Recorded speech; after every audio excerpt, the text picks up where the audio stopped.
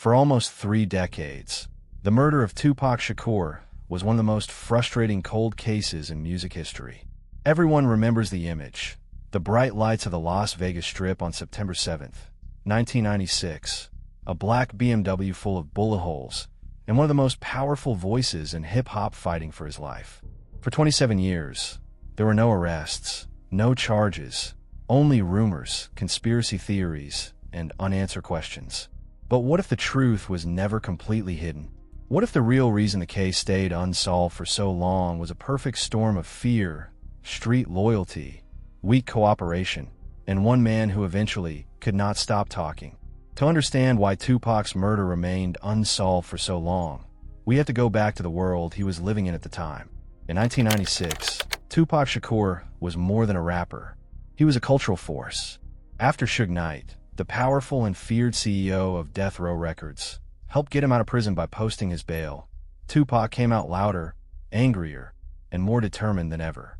His album, All Eyes on Me, became a massive success, turning him into the face of West Coast hip-hop.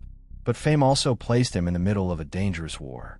The East Coast versus West Coast rivalry was growing darker, with Death Row Records on one side and Bad Boy Records on the other. Tupac was not just making songs anymore. Every lyric, every interview, and every public move was being watched like a threat. He was at the top of the world, but he was also surrounded by enemies. Then came the night that changed everything. On September 7th, 1996, Tupac and the Death Row crew were in Las Vegas for the Mike Tyson vs. Bruce Seldon fight at the MGM Grand. Tyson won quickly, and after the fight, the crowd moved through the casino. That is when someone in Tupac's group spotted Orlando "Baby Lane" Anderson, a known member of the Southside Compton Crips. Anderson had allegedly been involved in the robbery of a Death Row affiliate a few months earlier, and in that world, that kind of disrespect did not disappear. Inside the MGM Grand lobby, surveillance footage captured a violent confrontation. Tupac rushed toward Anderson and threw the first punch. Within seconds, members of the Death Row entourage joined in, kicking and stomping Anderson in front of everyone. The attack lasted less than a minute, but the damage was already done. It was public humiliation, and in the streets, public humiliation often demands revenge. Later that night, Tupac got into Suge Knight's black BMW 750IL. They were driving toward Club 662, Suge's nightclub, with a convoy of Death Row cars behind them. At around 11:15 p.m., while stopped at a red light on Flamingo Road, a white Cadillac pulled up beside the passenger side of the BMW. Suddenly, gunfire exploded. Bullets tore through the car. Tupac was hit multiple times in the chest, arm, and thigh. Suge Knight was only grazed by shrapnel. The Cadillac disappeared into the night, and chaos took over. Tupac was rushed to the hospital, where he fought for 6 days. On September 13th, 1996, Tupac Amaru Shakur was pronounced dead. He was only 25 years old. The investigation began under enormous pressure, but from the start, police ran into a wall. The murder involved one of the most famous artists in the world, gang politics, music industry rivalries, and a deep code of silence. Suge Knight, who was sitting right next to Tupac, said he did not get a clear look at the shooter. Other people in the convoy also refused to cooperate. Witnesses were scared. Some did not want to be seen as snitches. Others feared retaliation from Death Row, the Crips, or both. The murder weapon was never recovered. The white Cadillac vanished. Leads went cold. And for years, the case became less of an investigation and more of a legend. With no official answers, theories took over. Some believed the murder was connected to the East Coast-West Coast feud. Others pointed at powerful figures in the music industry. Some even suspected Suge Knight, claiming Tupac wanted to leave Death Row and that money or control over his music may have played a role. But the theory police kept coming back to was much simpler: retaliation. Tupac had attacked Orlando Anderson hours earlier, and members of Anderson's circle wanted revenge. Anderson himself was seen as a key suspect, but he was never charged.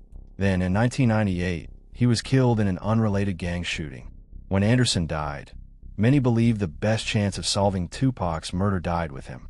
But decades later, the case came back to life because of one man, Dwayne Keefe D. Davis. Keefe D was a former Southside Compton Crips leader and Orlando Anderson's uncle. For years, He gave interviews and spoke publicly about the night Tupac was shot. In his 2018 book, Compton Street Legend, he claimed he was inside the white Cadillac that pulled up beside Tupac's car. He said that after hearing Anderson had been beaten at the MGM, they went looking for Tupac. Keefe D claimed he was in the front passenger seat and that he passed the gun to the back seat, where Orlando Anderson was sitting. His story has changed at times, especially about who actually pulled the trigger, but his words placed him directly inside the car and connected him to the murder. Those public statements became the breakthrough investigators had waited decades for. On September 29, 2023, nearly 27 years after Tupac was shot, Dwayne Keefe D. Davis was arrested and charged with first-degree murder. For the first time, someone was finally being held legally responsible for Tupac's death. Davis has pleaded not guilty, and since his arrest, he has claimed that his earlier confessions were exaggerated stories meant to sell books and get attention.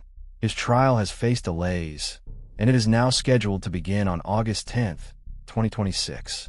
By then, it will be almost 30 years since the night Tupac was gunned down in Las Vegas. So what is the real reason Tupac's murder stayed unsolved for so long? It was not just one thing. It was the code of silence. It was fear. It was witnesses refusing to cooperate. It was an investigation that could not break through the world surrounding death row records and the Southside Compton Crips. It was also the death of Orlando Anderson, the main suspect, which made the case feel impossible to close. But in the end, the case was cracked open by something no one expected: ego. Keefe D talked. He talked in interviews. He talked in a book. He talked like he was untouchable.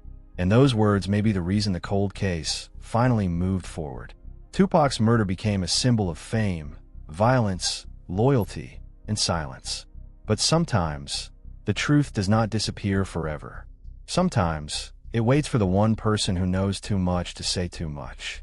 And now, the world waits to see whether a courtroom can finally write the last chapter in the tragic story of Tupac Shakur.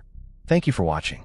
If this story gave you chills, make sure to like the video, subscribe to the channel, and turn on notifications for more true crime stories, unsolved mysteries, and hidden chapters from music history. And now I want to hear from you. Do you think Tupac's case will finally get justice after almost 30 years? Or do you think there's still more to the story that we don't know? Leave your thoughts in the comments. Thanks again for watching, and I'll see you in the next investigation.